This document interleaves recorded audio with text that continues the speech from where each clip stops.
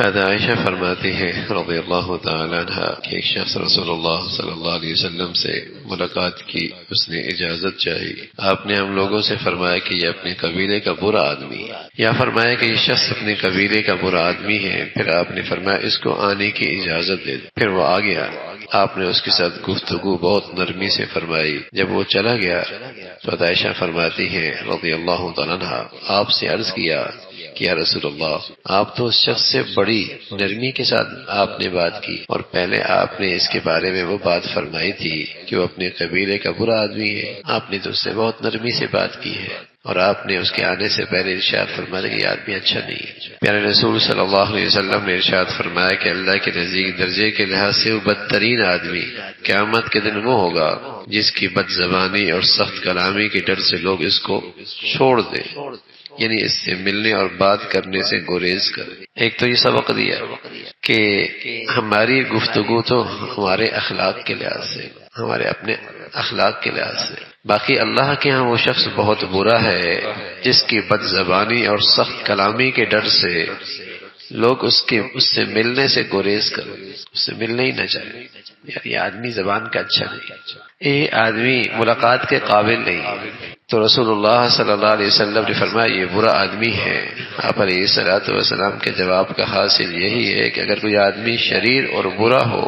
جب بھی اس سے بات نرمی سے اور شریفانہ طریقے سے کرنی چاہیے، نہ کہ بد زبانی اور سخت کلامی سے، اس لیے کہ اس کا نتیجہ یہ ہوتا ہے کہ آدمی ایسے شخص سے ملنے اور بات کرنے سے گریز کرنے لگتا ہے۔ ٹھیک ہے وہ برا آدمی ہے، وہ اپنے قبیلے کا اچھا انسان نہیں ہے، لیکن ہم نے تو پھر بھی اپنے اخلاق پہ رہنا ہے، اپنے قدروں میں رہنا ہے۔ ہم نے تو بدتمیز آدمی کے ساتھ بدتمیزی نہیں کرنی، تو ہم نے تو اپنے اخلاق کا اور اپنی شخصیت کا خیال رکھنا ہے۔ اس لیے کہ اگر آدمی سخت کلامی سے بات کرے گا اور برے رویے سے بات کرے گا تو لوگ اس سے بات کرنے سے گریز کریں گے، اور جس شخص کا یہ حال ہو اللہ کے نزدیک بہت برا آدمی ہے، اور قیامت کے دن اس کا حال بہت برا ہوگا۔ آپ علیہ الصلوۃ والسلام نے ایک تو آنے سے پہلے اس کے متعلق اطلاع دے دی، اور غالباً یہ اطلاع اس لیے دی تھی کہ وہ اس کے سامنے محتاط ہو کر بات کرے۔ تک وہ آیا نہیں، اور آپ نے کیا فرمایا یہ شخص اپنے قبیلے کا اچھا آدمی نہیں ہے، تاکہ محفل والے لوگ یہ بات سمجھ جائیں کہ اس کے سامنے جو بات کرنی ہے محتاط ہو کے بات، ہر بات اس کے سامنے نہیں آنی چاہیے، اور کوئی ایسی بات نہ کر بیٹھیں کہ کسی شریر آدمی اور برے آدمی کے سامنے جو نہیں کی جاتی وہ اس کے سامنے نہ کرے۔ اس لیے پہلے سے اس کی خبر کر دی، یہ غیبت نہیں،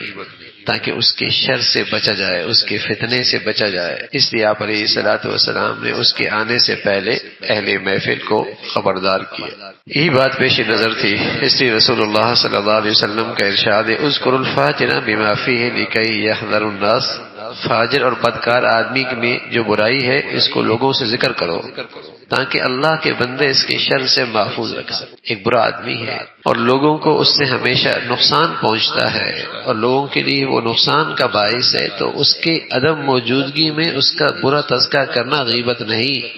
اس خیال سے کہ لوگ اس کے برائی سے اور اس کے شر سے محفوظ رہیں۔ تو آپ علیہ الصلوۃ والسلام نے اسی مصلحت کے تحت اس کے آنے سے پہلے آپ نے آگاہ فرما دیا، اور اس سے یہ بھی معلوم ہوا کہ آدمی شریر اور برا ہونا معلوم ہو تو اس سے گفتگو بھی نرمی سے کرنی چاہیے۔ یہ نہیں کہ برے آدمی کے ساتھ آدمی برا بن جائے، بد اخلاق آدمی کے ساتھ آدمی بد اخلاق بن جائے،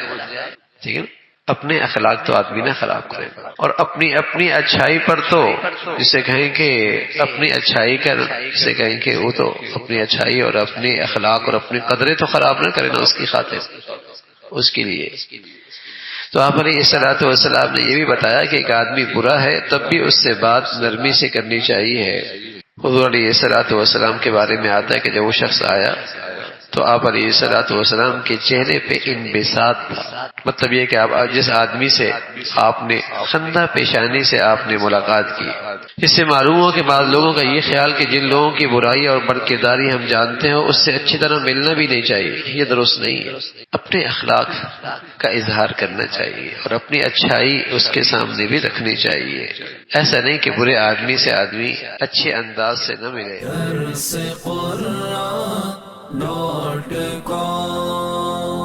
www.darsequran.com